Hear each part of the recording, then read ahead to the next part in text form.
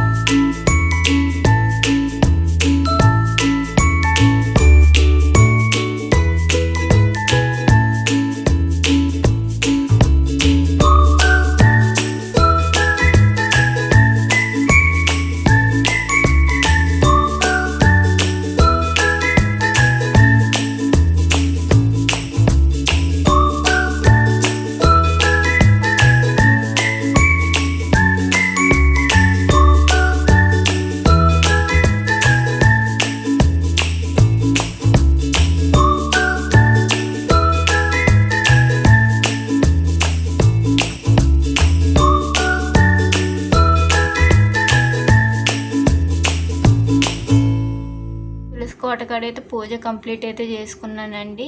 మా పాపని అయితే రెడీ చేయించేసి కొద్దిగా బయటకు అయితే పంపించినాను. ఇంట్లో వంట ఉంది కాబట్టి చేసుకొని ఇవ్వదు. మంచి కుంకుమ బొట్లు అయితే పెట్టించుకొని మంచిగా అయితే రెడీ అయి వెళ్ళింది బయటికి అయితే.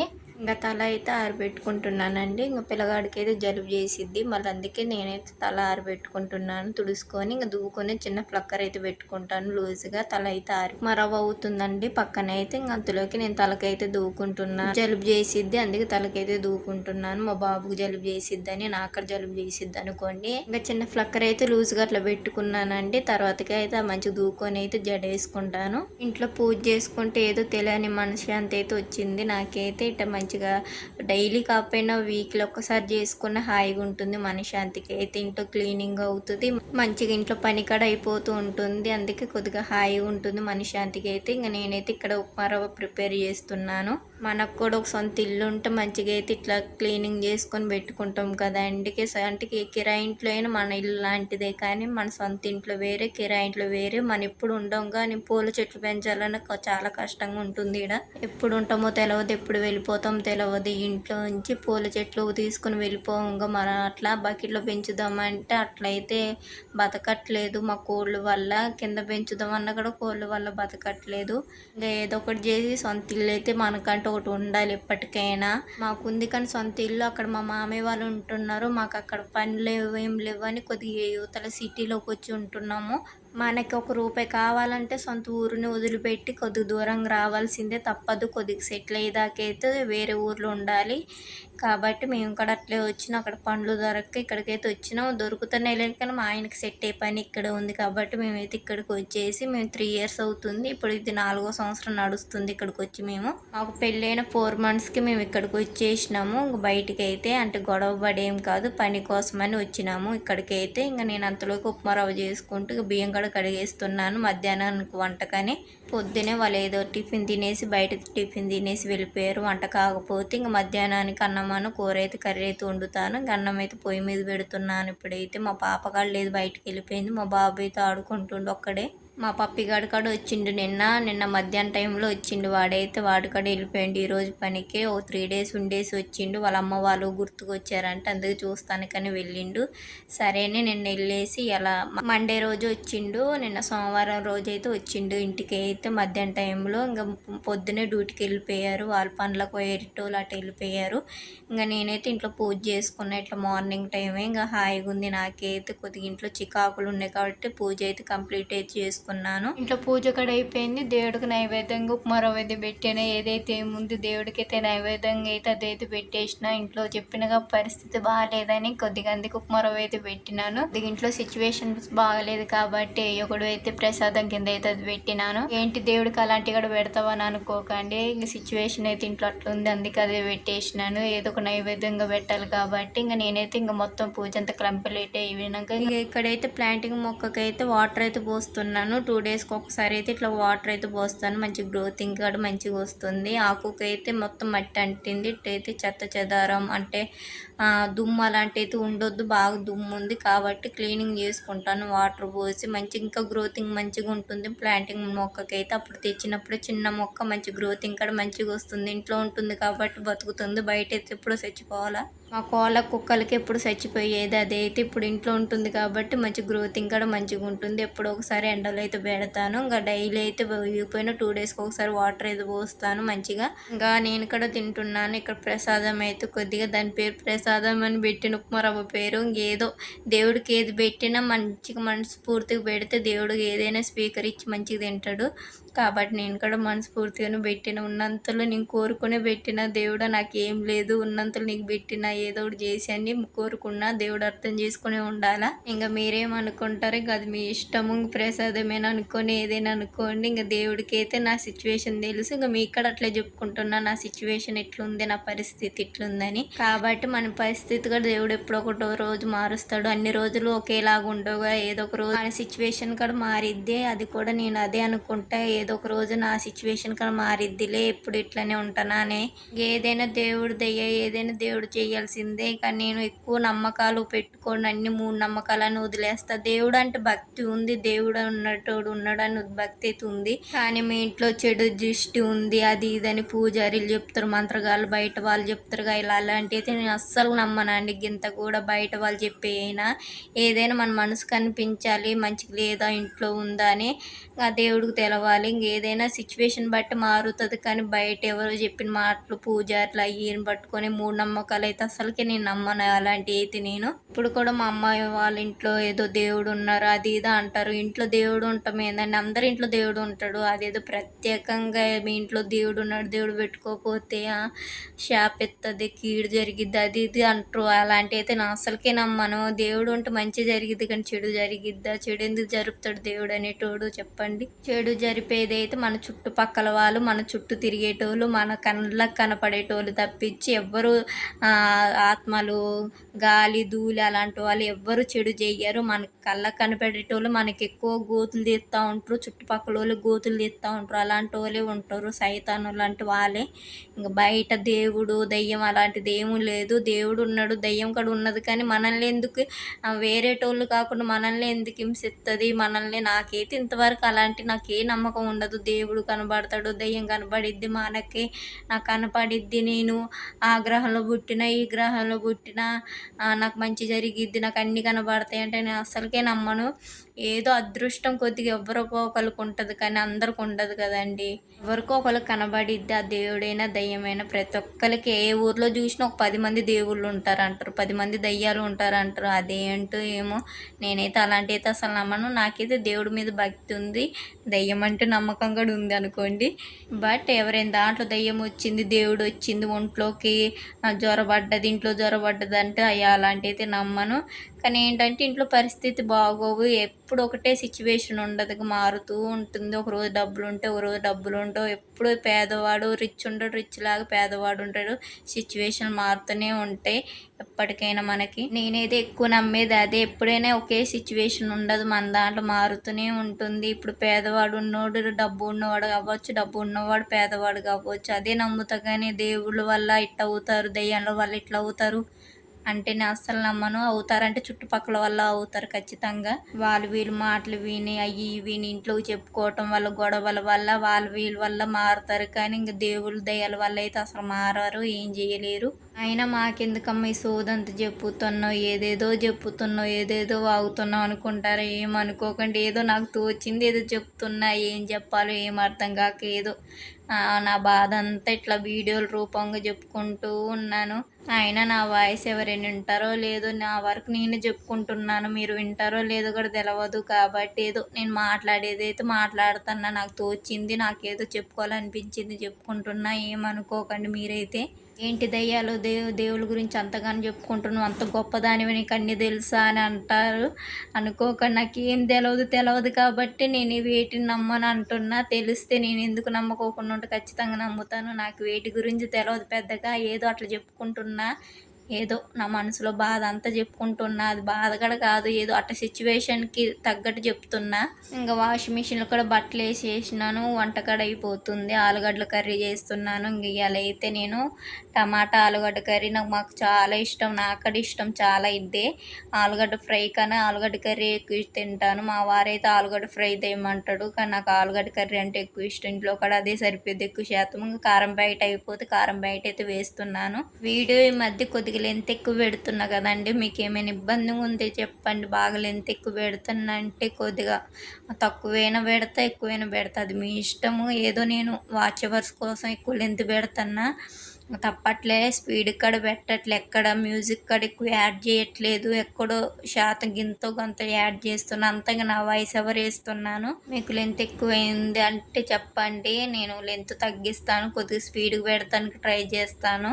ఇంకా కారం అయిపోతే కారం అయితే వేసుకొని కర్రీ అయితే అయిపోవటానికి అయితే వచ్చేసింది. కొద్దిగా మగ్గితే ఆలుగడ్డలు మగ్గేస్తే కర్రీ అయితే అయిపోయింది. ఇంతేనండి నా వీడియో. చిన్న లైక్ చేసి సబ్స్క్రైబ్ చేసుకోవచ్చుగా, ప్రతిసారి అడుగుతున్నా నేనైతే, ఇంతగానం అడుగుతున్నా. నా వీడియోస్ లాంగ్ వరకు చూడండి, స్కిప్ చేయకుండా ఎక్కడ అని చెప్తూ ఉన్న ప్రతిసారి చూడొచ్చు, అట్లనే లాంగ్ వరకు చూడండి. నా వీడియోస్ అయితే ఎక్కడ స్కిప్ చేయకండి. సబ్స్క్రైబ్ చేసుకోండి, సపోర్ట్ చేయండి, షేర్ చేయండి. నా వీడియోస్ అయితే ఖచ్చితంగా కామెంట్ చేయండి. ముఖ్యంగా మీకు ఎలాంటి వీడియోస్ కావాలో కామెంట్ చేస్తే నేను అలాంటి వీడియోస్ తీయడానికి ట్రై చేస్తా ఖచ్చితంగా. ఇంతేనండి వీడియో. నెక్స్ట్ వీడియో కోసం వెయిటింగ్ చేయండి. Bye bye.